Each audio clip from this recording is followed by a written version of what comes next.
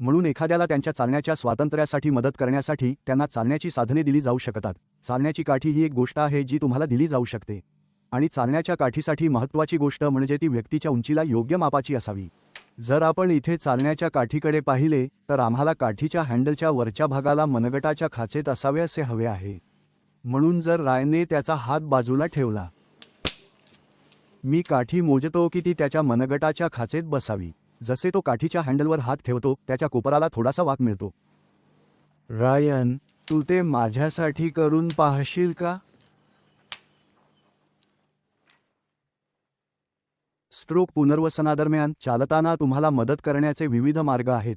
Forearm support frame किंवा gutter फ्रेमचा वापर हाताला आधार देण्यासाठी आणि चालण्याची क्षमता पुनर्प्राप्त करताना संतुलन साधण्यासाठी केला जाऊ शकतो।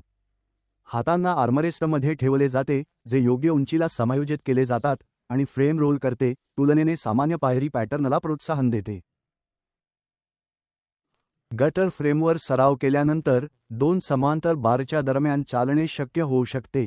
हे अधिक कठीण चालण्याच्या कार्यांमध्ये प्रगती करताना समर्थन आणि आत्मविश्वास पुरवतील।